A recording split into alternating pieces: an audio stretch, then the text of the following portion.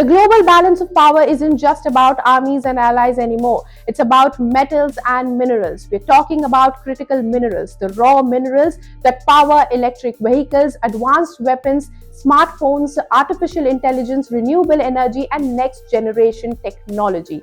Whoever controls these minerals controls the future. And right now, they are at the center of the new geopolitical battle.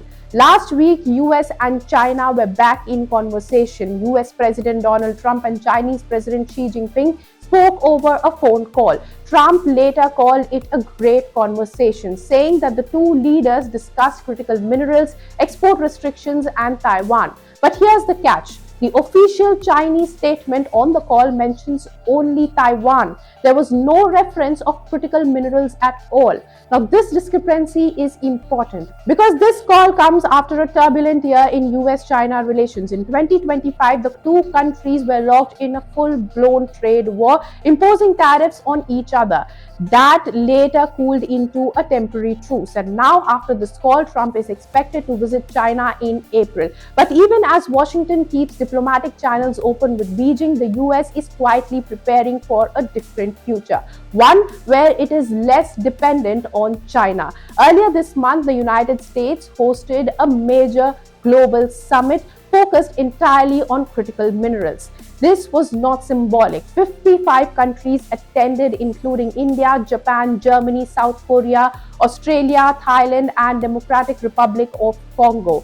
The objective was clear: create a preferential trade bloc that coordinates policies on critical minerals and reduces dependence on a single country dominating the supply chain. And that very country is China.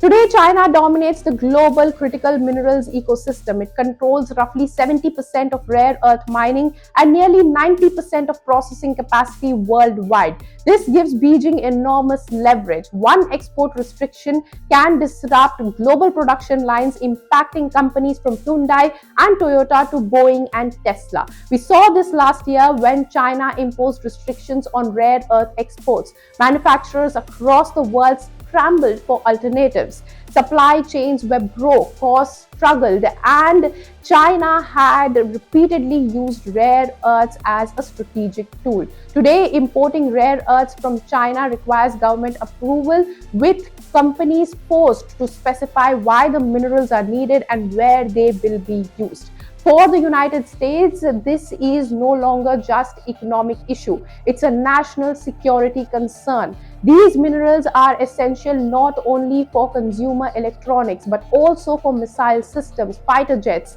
radar technology, and defense manufacturing. That's why Washington is pushing a new framework known as Forum on Resource Geostrategic Engagement, or FORGE. Now, this proposed trade bloc aims to do four things. First, coordinate price floors and standards so dominant players can't dump cheap supply and kill new mining projects. Second, expand mining, processing, and refining across allied nations. Third, boost investment and infrastructure outside China. And fourth, build resilient and diversified supply chains. The original participants include US, Australia, Japan, South Korea, and Saudi Arabia, and also Thailand, with India already part of the founding group.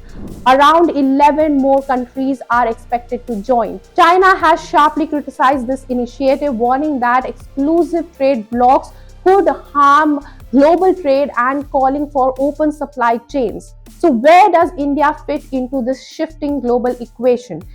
India holds around 6.9 million tons of rare earth oxide reserves, ranking just behind China and Brazil. However, its production has remained limited until now. The Indian government is accelerating policy support, including a 7,000 crore rupees worth rare earth scheme focused on manufacturing magnets, a critical component for EVs and clean energy systems. India's participation in US-led summit is strategic. Being part of this bloc gives India access to partner markets, advanced technology, and diversified supply chains, strengthening its manufacturing and clean energy ambitions. Budget 2026 reinforced this push with measures to strengthen India's critical minerals ecosystem, support mineral-rich states, and develop dedicated rare earth corridors. So, in a world where trade wars, technology races, and geopolitical rivalries are colliding, rare earths and critical minerals have become the new battleground. The US led bloc isn't just about economics, it's about reducing strategic vulnerabilities, building resilient supply chains, and reshaping the global economic order. And India is no longer on the sidelines, it's moving right into the center of this power shift. What do you think about this? Let us know in the comments, and like, share and subscribe to ET Now for more such news and views.